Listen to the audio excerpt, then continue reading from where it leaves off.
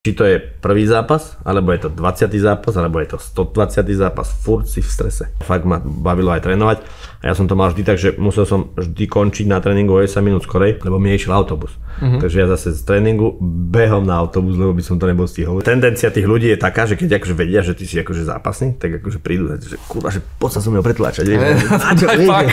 Poď na páku. Ahoj, moje meno je Jano, ja ťa vítam na kanáli Fortuna MMA. Dnes bude mojím hosťom zápasník Radovan Uškrt. Rado, ahoj, vítam ťa u nás. Ahojte. Najbližší zápas budeš mať viac ako po 8 mesiacoch. Si potreboval takú dlhú dovolenku, alebo čo je za tým? No, čak akože nie, ale mal som aj zranenia, akože prenášam aj teraz jedno zranenie, dúfam, že to bude všetko v poriadku. A ani nie, len vlastne mal som vtedy tie zápasy tak nabité, bol som v tom Game Changeri, mal som predtým zápas, potom ešte som mal vlastne 2 s tým Nórom a naposledy som mal s tým Španielom. Takže išiel som vlastne, počas roka som spravil 4 zápasy, tak som si potreboval trošku tak viac menej oddychnúť. Je to akože fyzicky náročné a akože určite aj psychicky. Tak dal som si dlhšiu pauzu, no a trošku som si bol zapolovať, oddychnúť si, vieš, tak chvála Bohu, dobre. A aké zranenie máš, si spomínal nejaké na tréningu? Akože je to také, akože už čo to prenášam už aj z druhých zápasov, mám problémy s ľavým ramenom a dúfam, že je všetko v poriadku. Uvidím, chodím akože na také obstreky, opichávačky, ale dúfam, že to vypáli dobre. V rámci organizácie PML sa zhruba o mesiac predstavíš proti Adamovi Horvátovi. Kde sa pripravuješ a ako prebieha tá príprava? Pripravujem sa vlastne u nás v gyme, v Ground System Nitra. V príprave mám akože veľmi šikovných zápasníkov, ako napríklad Matúš, Harpáš, ako aj Buddy, UFC fighter, ktorým akože drillujeme techniku, Pejo, Erika Kovača ako trénera. Oni sú vlastne všetci už teraz budú kvázi prví, ako nie prví, ale jedni z najlepších black beltov na Slovensku v jiu-jitsu. Takže a môj oponent je jiu-jitsu zápasník. Takže s ním viem, že on má fakt veľmi dobrý triangel na zemi, armbar ťaha, tak toto všetko pilujeme, aby som vedel vlastne robiť obranu v tom zápase. Čiže fokusuje sa skôr na tú zem a možno aby ťa nedostal na ten takedown a... Akože ani moc nie, ale mám aj veľmi dobrých sparingov. Včera sme spárovali s Lastom, Matúša Strenicka mám, čo bol akože európsky boxer, veľmi dobrý, tak spárujem akože aj postoje, aj MMA, ale gro akože tej práci sa snažíme robiť akože obranu na tie jeho taktiky, ktoré on využíva v tých zápasoch. Čo hovoríš na ten posledný zápas, kedy Bleskov ukončil svojho súpera? Čo aj hovoríš? On mal zápas, sa mi zdá, naposledy mal s tým Matejom Šurinom, kedy ho vlastne dvíhákom nám chytil, Matej sa do neho trošku tak tlačil, takže Mateja poznám aj osobne. Trošku sa zbytočne sa do neho tak tlačil, chytil ho tam dvíhákom vlastne, ktorým ho ako by som povedal knockdownoval trošku a potom ho dorazil sa mi zdá naskočeným kolenom. No tak to poviem, že on je akože fakt vysoký chalan, v tej 7, on robí 80, 84, ale aj 77, ten Adam, a fakt akože vie tú výšku dobre používať, ale myslím si, že čo sa týka postoju, tak tam akože no chance, ale na zemi je šikovný. Tak zase to je na mne a na ňom, že kto si dokáže počas toho boju pretaviť ten svoj to umenie, ktoré vieš akože najlepšie. A v čom budeš mať takú výhodu oproti svojmu superovi? Že čom budeš akože fakt, že ty lepší podľa teba? Určite si myslím, že vieš, ja keď ti trafím v prvom alebo v treťom kole, tak je to akože knockout punch. Takže to sme videli aj z tých mojich zápasov. To nie, že sa s tým chvastám, ale však to viem aj z sparingu, že veľakrát sa mi stane na sparingu, že som tak knockoutoval, že sme ho tam museli ledva ožimovať. Čiže tá pravačka, hej? Že... Práva, ľava, to je jedno, proste, čo keď to pristane, tak to nechceš zažiť, akože fakt, ale to tak, že nechvastám. Hej, teraz neskúšaj, hej, že aby sme to dokončili. Ale fakt, akože myslím, že fyzická sila a na jeho strane bude tá kondícia, možno, že tá technická preváha na tej zemi, ale myslím, že postojí vôbec. Tam akože tam to mám ja pod kontrolou. A už len asi záleží, že kde sa ten boj bude odohrávať. Určite, či postoj a vlastne vieš, ako sa to pretaví. To všetko sú niekedy, to je ťažko niečo predikovať. Ťažko je to niečo predikovať, keď to v MMA vieš, môžeš čakať, dostaneš tam capák a úplne inak to vypálí potom na konci dňa. Každopádne bude to určite atraktívny duel. Tam Tomáš Tadlánek povedal, že sa najviac teší na tento MMA zápas. Poďme na hlavnú časť rozhovoru, ktoré sme si pre teba pripravili rôzne rýchle otázky a môžeme sa o nich postupne pobaviť. Prvá z nich, čo by si robil, keby si nebol MMA fighterom?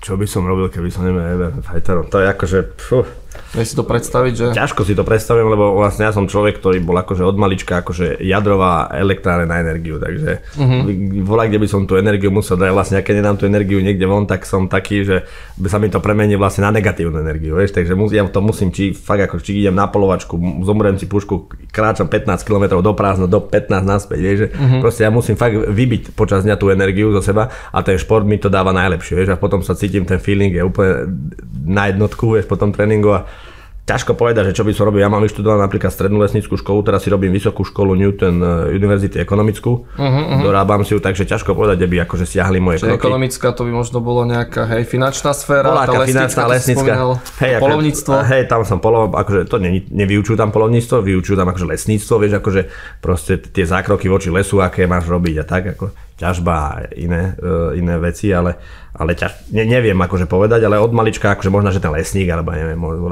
také vyššie báze. V prírode určite, to som akože od mladá. Milujem prírodu. A keď si spomeniem na tie študentské časy, tak bol si dobrý žiak, alebo proste... Myslím takto. No. Myslím si, že akože žiak som nebol zlý, ani akože prospekt som nemal zlý, mal som vždy tak, že 1,92, takže nie, že by som prepadal to vôbec. Veľmi dobre. Ale áno, prospekt veľmi dobre, tak to bolo, že PVD to bolo klasifikované. Ale čo sa týka akože z toho správania, to som ako... Tam bola tá energia, hej? Tam bola tá energia, proste vždy posledné slovo, vieš, a proste čo kto môže, vieš, keď akože som ho aj neuznal ako nejakého alfa samca, vieš. Mali sme takého profesora, ktorý bol karatista, vieš, tak čierny opasok, tak toho som uznal, ale ostatných s každým som zapustil do hádky, vieš. Hej. Bolo to už také na hrane, no. Dobre, poďme na ďalšiu otázku. S akým najlepším fighterom si za celú svoju kariéru spároval? Tak to som veľmi zvedavý, lebo však spároval si ako viem, s Martinom Budajom, Lajos Klein. Jasné, akože to sú akože taký by som povedal, že slovenský. Myslím si, že vo svete sme spárovali tí koksov, akože fakt, že s dobrými fightermi. Takého, čo mal akože jednotka v UFC, tak to je akože Jiří Prochádzka, s tým som spároval. A v čom je tá jeho hlavná výhoda? On má nejakú prudkú strelu, alebo je rýchly, tvrdý?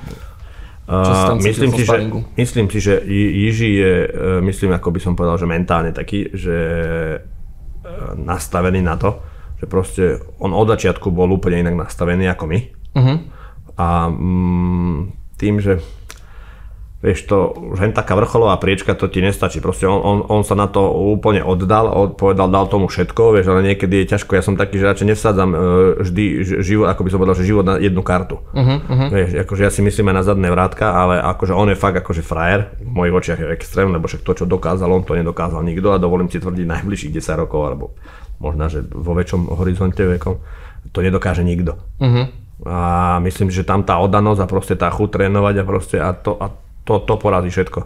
Čiže možno ani nie tie proste fyzické dovednosti, ale to nastavenie v hlave. Nastavenie v hlave, to viem, že proste keď si aj není, že talentovaný, ale keď ty ráno vstaneš a keď sme boli aj v Rusku na sústredení ešte dávno, keď to bolo v Severnom Osecku, sme boli na Kaukaze, to proste tam tie malé deti to od 3 rokov trénujú, to nevedia chodiť, vieš, dneska donesie 6-ročné dieťatko na judo, tam ho hodia o zem, rozplače sa, ide domov, Ježiš, nášho Jurka tam zbili, už ho tam nezoberieme, vieš, tam to nie je také, tam sú tie deti hodené do také, by som povedal, levovej pasci, alebo vieš, jamy levovej teda. Hej. A to je proste odjak živa, že len ráno, rozcvička, potom tréning, večer tréning a proste oni idú v cykle 20 rokov. A to sa niekde odzrkadlí, vieš, že proste takisto ako aj ten Khabib, že on to hovoril, že 20 rokov neprepustil ani jeden tréning.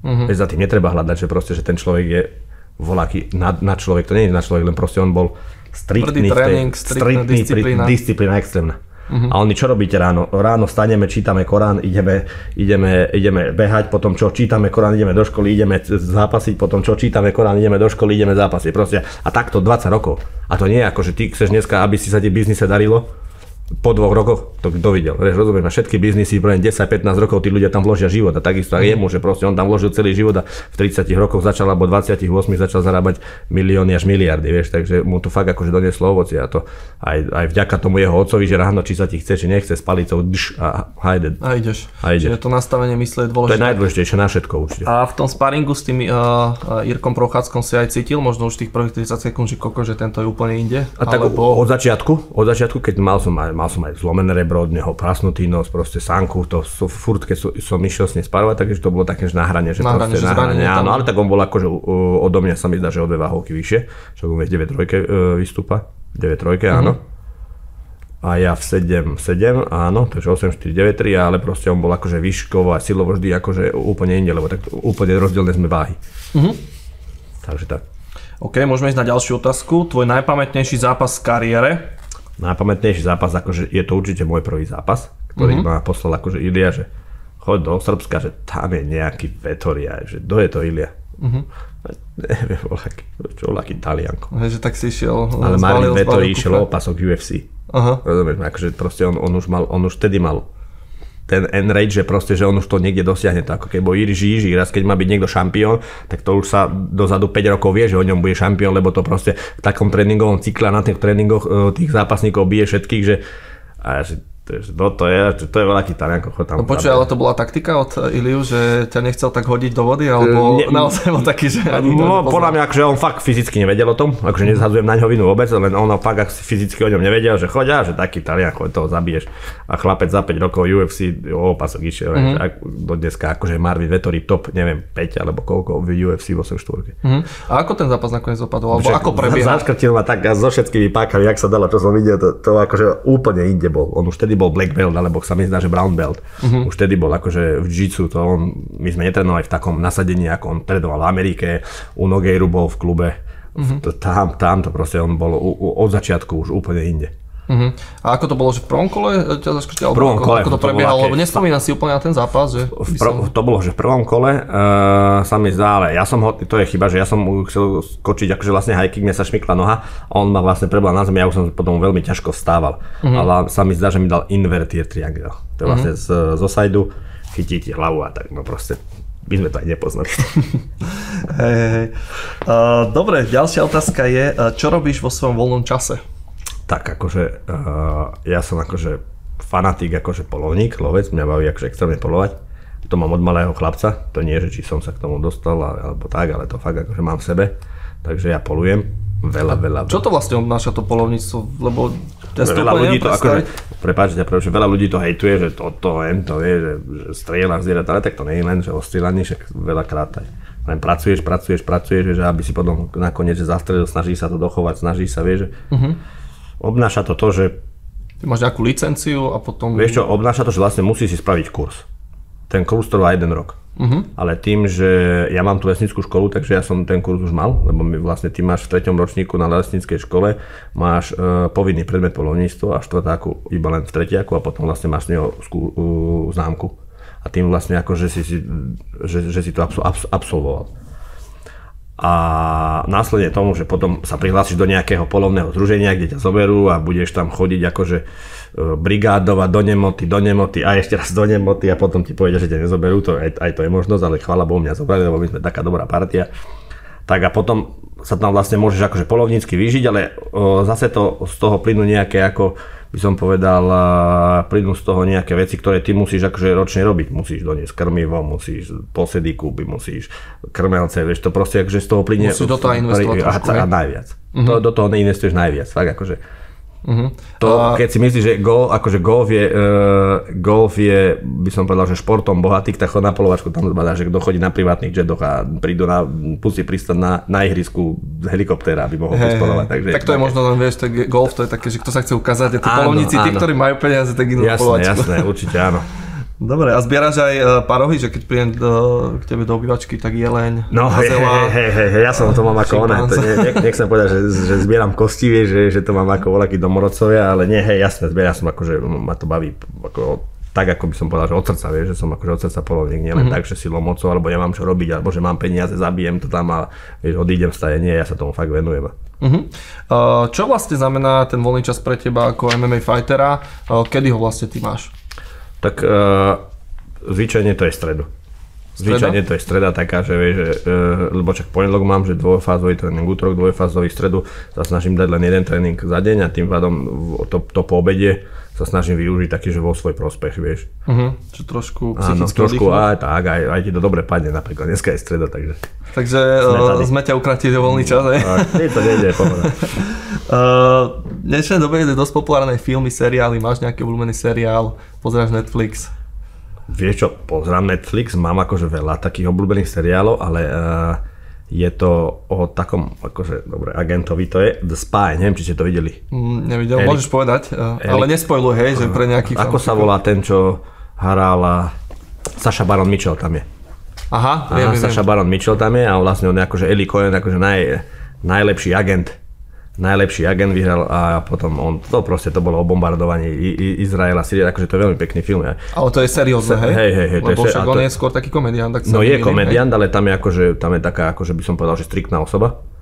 A on bol ako agent a to je jedno, ale je to akože fakt brutálny seriál. A potom sa mi zdá, ešte teraz naposledy som pozrel o tej, to je taký zase by som povedal, že krimi, tak o tej Griselde Blanco. Neviem, jak sa to volá z Netflixu, neviem. Tak fanúšikovia budú vedieť určite. Hej, to je také krimi, to pozerajú. Ďalšia otázka. Keby si stroskotal na opustenom ostrove a mohol by si so sebou zobrať jedného MMA fightera, koho by si zobral? Jedného MMA fightera? Asi Buddyho. S Buddym som už, by som povedal, že Budajom som už taký, ako by som povedal, zohratý. Lebo veľakrát sme už boli, či v Thajsku, sme boli v Amerike, sme už boli XY krát a že už sme takí na seba zvyknutí. Keby tam on sa nemohol hrať hry, tak by sme boli v pohode. Všetko by mi aj tak zetovalo. Hej, ale tak to už by bolo na tebe, vieš, že ty si bojovník, lovec. Buddy je taký, že proste, že on je taký kolegiálny človek a proste, že je taký za partiu, akože fakt akože veľmi dobrý chalan. Určite Buddyho. Keby si to tak predstavíš, tak kto z vás by bol tak viac zručný, keby určite už prišlo ja spomínal, že ty si polovník, takže... To nie len, že je polovník, určite. Hej, tak bolo by to na tebe, hej? Určite, áno. Dobre, ktorá chvíľa bola najťažšia v tvojej MMA kariére?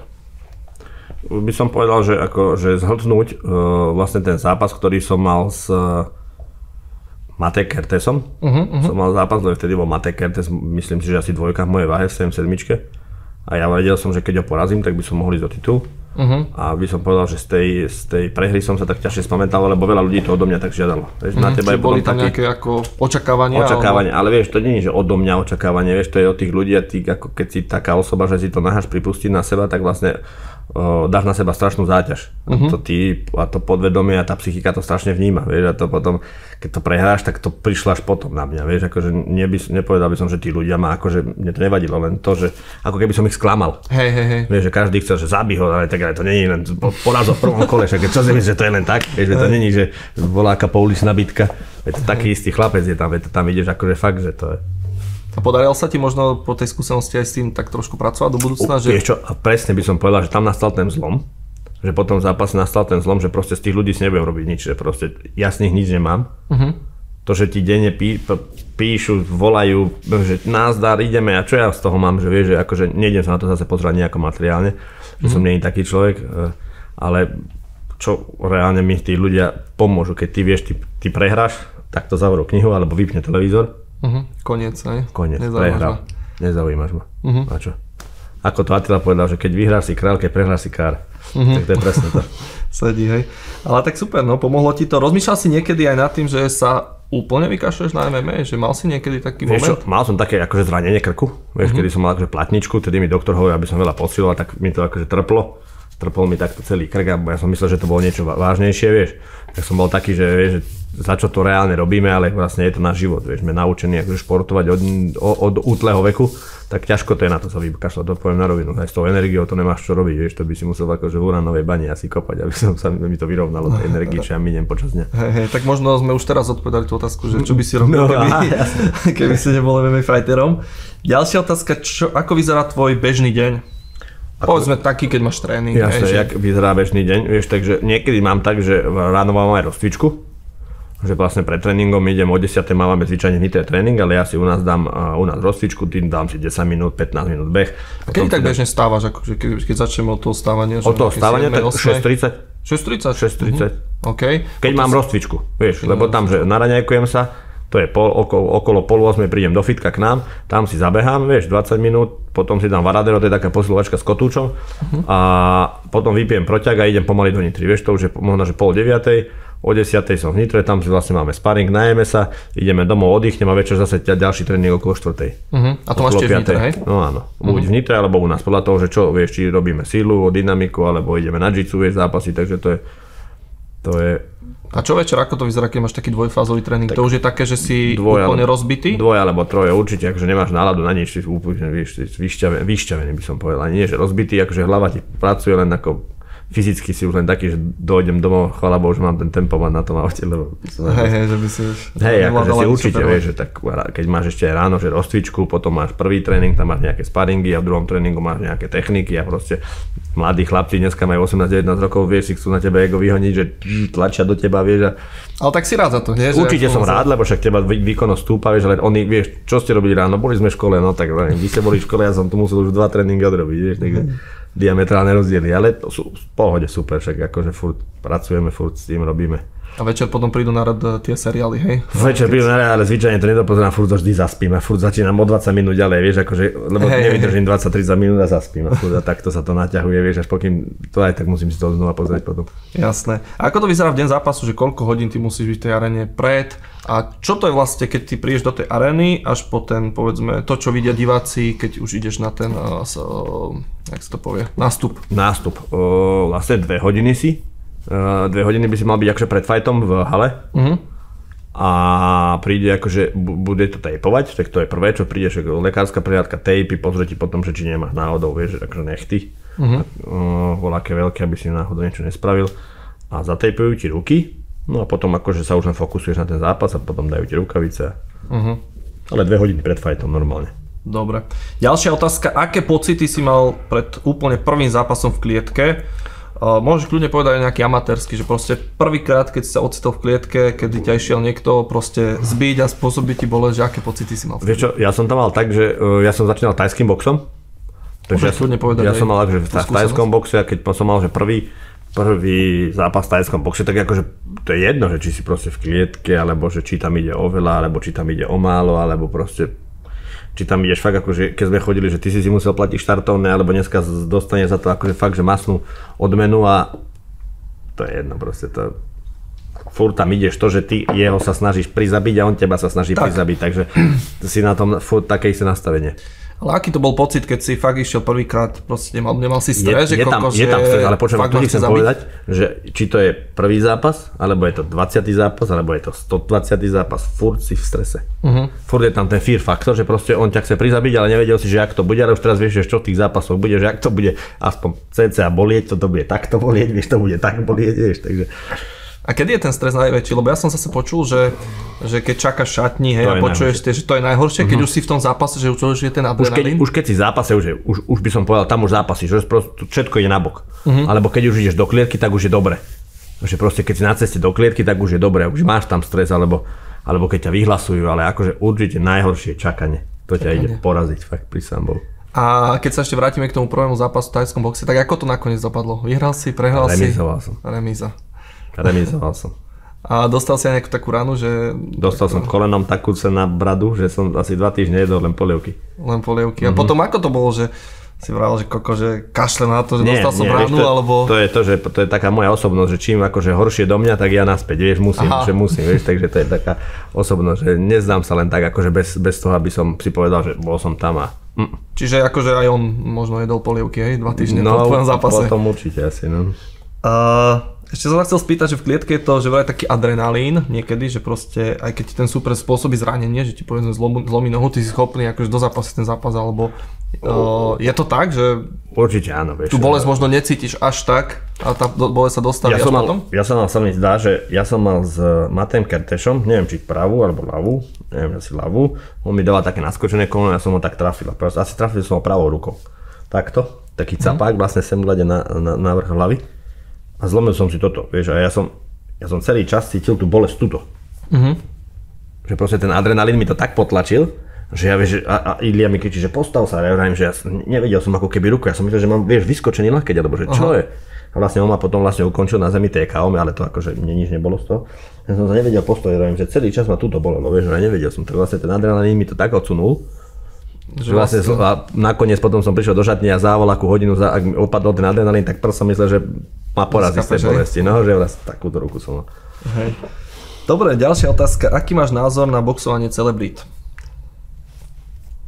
Nemáš to možno ako nejaké ďalšie promo toho vášho športu, alebo je vieš, to ako také? By som povedal, že nie je to, že ako dobre, možno, že to je ako nejaké promo nášho športu, ale nakoniec potom, vieš, že by som povedal, že do toho tieňa to vrhá tých chalanov, ktorí fakt akože trénujú, vieš, že To, že dneska si to chce viacej ľudí pozrieť, to je jasné, lebo že keď pôjde spevák proti voľakému moderátorovi boxovať, tak ako veľa ľudí, lebo však oni majú poznajú, hej? Áno, lebo poznajú, tak si to pozerať, vieš, followery, všetci sa tam aj za followerov hrnú, nie? Ale potom, áno, ale že potom, to vravím, že vrhá to ten tieň na tých chalanov, ktorí fakt akože makajú, vieš, ktorí sú fakt dobrí, ktorí sa nevedia dostať ani k 10% tomu, čo tí ľudia. Vieš, ako by som povedal, že nevravím, že nechcem to zdísovať zase, lebo na jednej strane je to dobré, lebo sa trošku tak, ako by som povedal, spopulárni. Lebo poviem príklad, že dobre, on je rapper a jeho trénuje tento. Vieš, chlapec, ktorý je MMA zápasník, tak akože by som povedal, že toho chalana to potom vyprofiluje, vystrelí trošku, že proste toto je jeho tréner a potom aj ten rapper, ktorého on bude trénovať, zistí, že tak toto asi není len medlízať, chlapci, pozor. Vieš, takže sú to akože také dve strany toho polomu, by som povedal. A čo, ty pral by si nejakú ponuku boxovať s celebritou? Kebyže teraz ti dajú nejakú slušnú sumu za zápas so Saifom. Šiel by si do toho? Však šiel by som išiel, len či on by išiel, vieš, takže no tak to čo je, do jamy levovej ho hodí, to by nešiel. Dobre, môžeme ísť na ďalšiu otázku. Aké je tvoje obľúbené jedlo? Vieš, akože obľúbené jedlo je toho viac. Predpokladám, že nejaká divina teda. Hej, čak akože mám to rád, ale vyslovene, keď som akože v reštaurácii, tak si dám nejaké cestoviny, alebo normálne, že klasika kurací steak a rýžu. To akože mám také, ako by som povedal, také, že striktné jedlo, že nesnažím sa jesť nejaké palacinky, alebo nejaké takéto, že ľúbim to, ale fakt akože keď si môžem dať, tak si najradšej dám taký, že kurací steak. Kurací steak. No, to je akože znieš. Vieš aj variť? Viem. V kuchyni? Ja myslím, že veľmi dobre. Čo je taká tvoja top špecialita? Osobuko, to neviem, či poznáš, to je vlastne hovädzie lítko. Hovädzie lítko. Áno, a to máš tak, chutné. Že si to akože aj ulovíš? Neulovím si to, tak kamarát mi to dá, lebo však ja neulovím kravu, vieš, takže... Je to je krava, hej? Hovädzie. Okay. Neulovím kravu, ale kamož mi dá, ja si to viem pripraviť, vieš, akože fakt mňa baví vyvariť. No. Ako je to so stravovaním tých MMA športovcov, povedzme, viem, že pred zápasom sa chudne, ale teraz keď si nejaká bežná príprava, tak musí si dávať pozor na tú stravu, alebo proste... Vieš, keď dietuješ, že proste, že 3-4 mesiace pred tým zápasom a potom po tom zápase sa akože by som povedal, že osprostíš, tak tá váha ti vyletí, vieš na koľko, to je strašné. Tam sme hore dole, tam rátaš 15-17 kg. Vieš, a ja som 7-7 a ja mám dneska 91 kg. Takže musíš si strašne dať bacha pozor na stravu, lebo však tam je aj klby, aj nohy, aj všetko. To je strašne dôležité. A ja skáčem z tých váh akože 7, 80, 8, 4, takže mne to nevadí, ale mám akože aj takých ťažších sparring partnerov. Tak mi to ako nevadí, ale musíš si extrémne pozorávať na stravu, to je jasná vec. Ja veľa sladkého nezjem. Aj to je jedno, aj som masa, takže keď chodíme veľa cvičiť, tak to viaže vodu, musíš, vieš, a keď ješ napríklad ťažké mäsa, ako je napríklad že hovedzina, a tak to je, hmota rastie furt. Ale je to skôr také, hej, že po tom zápase si tak dopraješ, lebo si... Dopraješ si, ale vieš, že to je, vieš, ako tešíš sa a na tých raňajkách, že ježi, dám si toto, alebo dáš si to, zješ to, že čo? A potom akože nabereš a potom už si musíš dať nejakú hranicu, že jasné, že ale pozor, že už... Teší sa na to a príde na ten akože bod zlomu a zješ to a tak toto čo akože... Nič extra, že nie je toto lítko. Nie je toto, no, lítko. Stretol si aj nejakého fightera, ktorý by že absolútne kašľal na životosprávu? No mne sa napríklad vybaví vždycky Tyson Fury, hej, že on je fenomenálny boxer, ale keď sa na neho pozrieš, tak proste má ten... Určite, vieš, ale zase on príde, akože by som povedal, do stretu s niekým, ktorý je akože na to fokusovaný na prípravu, na sparingy, na proste, že dodrží všetko, napríklad ako je Usyk. Tak ten, vieš, s ním si nedá rady, vieš, proste to je fenomén. Vieš, by som povedal, že potom sa to, ono príde zase na takú priečku, kde tá strava poviem príklad, že sú niekde miesta, že dobre, tak tento sa nestravuje, tento veľa trénuje, môže to byť OK, ale potom zrazu prídeš do prvej priečky a v tých prvých priečkach sú ľudia, ktorí dodržiavajú stravu, spánok, všetko. Proste, že to má striktne od stravy, tréning bude trvať toľko, to potom ideš toto robiť, potom ideš na regeneráciu, potom toto zješ, toto potom, a keď je takto nastavené, tak tam sa vlastne ten vlak oddelí. A ide hore.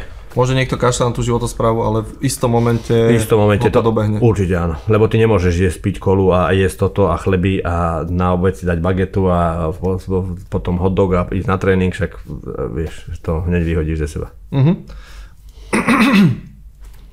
Ďalšia otázka. Čo by si poradil mladým, ktorí začínajú s MMA? proste myslím si, že dnes, keď začínajú tí mladí chlapci a oproti nám, tak to majú akože 101, to poviem na rovinu. Dneska ako by som povedal, už len to, že náš gym by som povedal, že ten ground systém, že kde dnes, kde bol vtedy, ako sme my trénovali. Myslíš, čo sa týka akože vybavenia? Kvality. Tých trénerov? Kvality trénerov. Kvality trénerov. Vybavenie je úplne že super. Či to sme my, či to je Ground, či to je Spartacus, či to je OFA, proste sú akože tu by som povedal 3 slovenské gymy na Slovensku také, že ktoré fakt ako vedia vyprofilovať fakt dobrého fightera, len zase to závisí od toho človeka, daného, mladého, ktorý akože chce v tom pokračovať a fakt sa zdokonalovať, lebo najdôležitejšia je technika. A tá technika musí byť, ako by som povedal, tá musí byť dobre zapísaná v tom danom človeku a len príde asi len tými opakovaniami. A to, že to... 10 000 krát sa to musíš naučiť, aby si to vedel použiť potom reálne sledky. Myslíš si, že môže sa stať niekto MMA fighterom aj v nejakom neskoršom veku, alebo s tým musí začať proste od 16-17? Nie, napríklad, vieš, neviem, či akože zápasenie sa mi zdá, alebo judo je radené medzi úplové športy, sa mi zdá, že asi je. Takže na Slovensku to je škoda, že vlastne to upadlo. Vlastne zápasenie už nie je v takom meritku, ako bolo napríklad 20 rokov dozadu. Vieš, keď bola Dunaj plavba, dneska je Dunaj plavba zbúraná. Vieš, ja som chodil zápasiť Dunaj plavby. Napríklad môžem povedať, že u nás v Nitre je AC Nitra. By som povedal, že veľmi dobrý klub, ktorý sa venujú mládeži. A vlastne najdôležitejšie je to, že venovať sa nie že mládeži, tým deťom, lebo tie deti to, vieš, proste tam sú tie olympijské cykly a to oni od dieťaťa, tu tie technické znalosti nenazbieraš ty ako dospelý za rok. Rozumieš ma?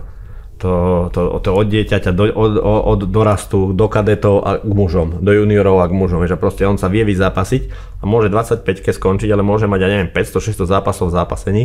On už sa nejako naučí boxovať, ale to, že nahádže každého, to je určite. Vieš, proste, takže môže sa stať aj v neskoršom veku, na margo tej veci som ti chcel povedať. Pamätáš si ešte aj na svoje začiatky, že ako ty si to už spomínal, že vlastne už od mala si mal veľa energie, tak ako si začínal ty s tými bojovými športami a možno, že ako si sa dostal k tomu prvému zápasu? Ja som mal ako bojové športy, doma som si postavil vrece do izby, bil som to tam, čo som videl vo filmoch, to tak aj nebolo, že si nenahal nejaké kazety, alebo že na YouTube si pustil video, to aj nefungovalo vtedy, však to vieme. A pozeral som, čo to bolo, aký to bol film, Americký ninja, to bol Michael Dudikoff tam hral, vieš. Tak toho som videl potom tam a proste nič, len si boxoval a ja keď som išiel vlastne na strednú školu do Šťavnici, tak som dochádzal do Zvolena do Power Gymu Zvolen. To bol akože prvý taký klub, ktorý tam bol vo Zvolene a venoval sa tajskému boxu. No a tam sme mali trénera, tam sa volal Richard Šmálik. To bol akože veľmi dobrý tréner a proste tam sme trénovali a už sa mi zdá, že po 3 alebo po 4 mesiacoch som mal hneď zápas. V tajskom boxe, ten, čo si spomínal. Áno, to bol C-čko, nie, to bol amatérsky zápas, bol jak sa volá, v Banskej Bystrici to nákupné centrum Európa.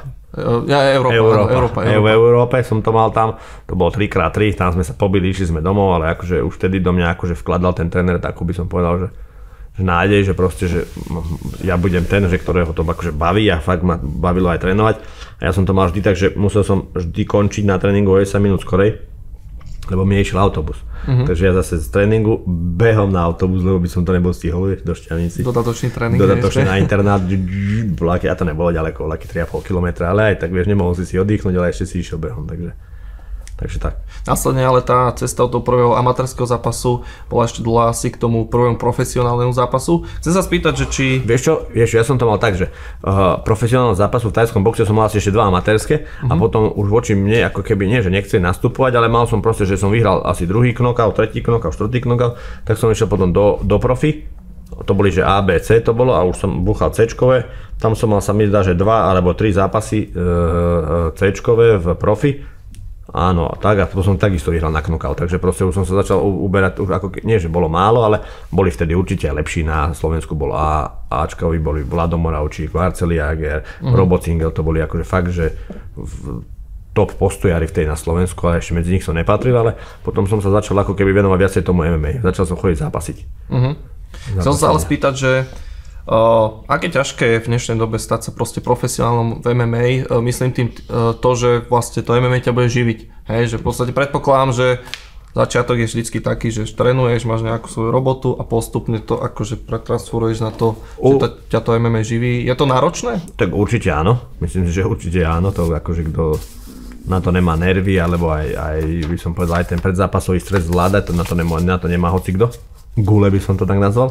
To je jedna vec. A ďalšia vec je, že vieš, tomu, že ty dneska máš tých zápasov, poviem príklad XY peňazí, to tomu niečo predchádza. A tomu nepredchádza rok. Tomu nepredchádzajú 2 roky, tomu nepredchádza 5 rokov, vieš, tomu predchádza fakt, že 10-15 rokov. Ako si spomínal, hej? Presne, a to predchádza to peklo, že proste každý si to musí. A dneska tí chlapci, tí mladí, to majú takto na dlani.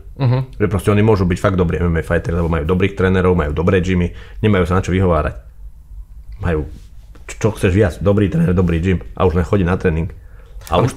Vnímaš to tak, že ako si spomínal, že tie podmienky sú perfektné a že tých talentov je viac, alebo práve že naopak, že proste, že tí chalani sú pohodlní? Ja by som to povedal, že dneska mládež, určite aj u nás v gyme sú dobrí chalani, mladí, vieš, ktorých to vidím, že akože z neho bude niečo, nejdem hovoriť, lebo narastú zase.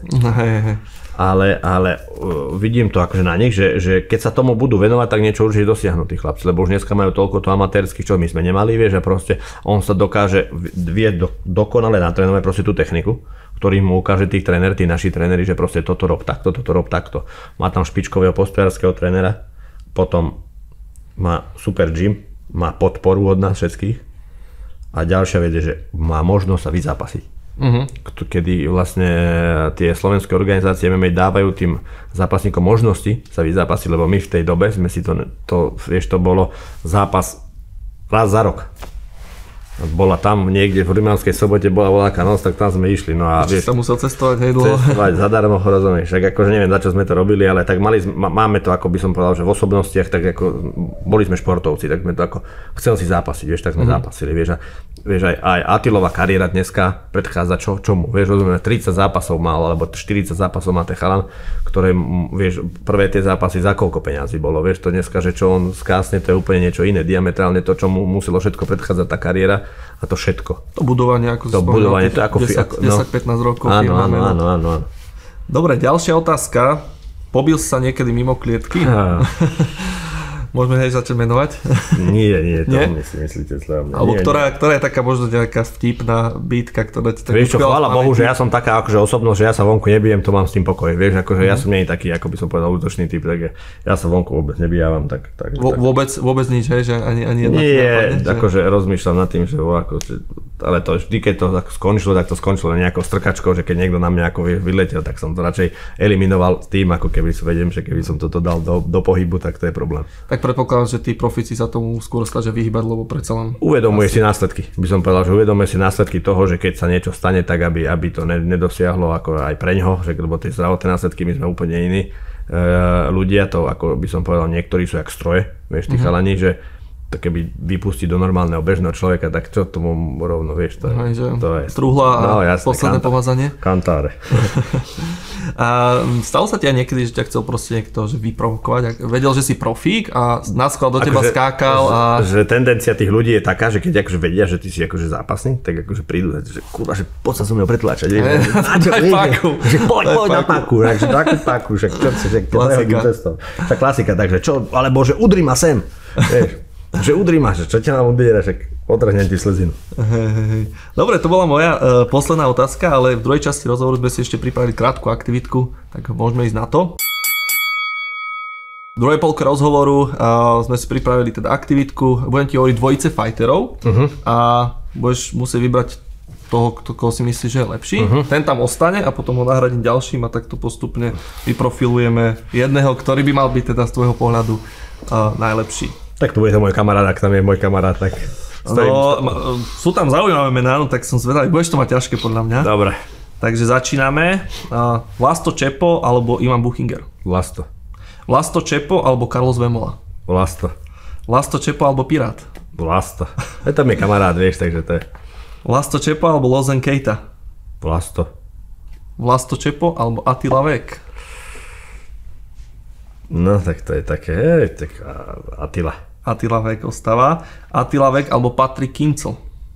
Attila. Attila Vek alebo Martin Budaj? Ďalšia podpasovka. Buddy. Martin Budaj. Martin Budaj alebo Mahmuradov? Buddy. A veľké finále Martin Budaj alebo Lajos Klein? Buddy vyhral túto súťaž. To som hovoril. Takže dobre si to predpovedal, že ten tvoj kamarát vyhral. OK, Rado, ja ti ďakujem za rozhovor a držím palce v zápase. Ďakujem veľmi pekne. Milí fanúšikovia, to bol Radovan Uškrt.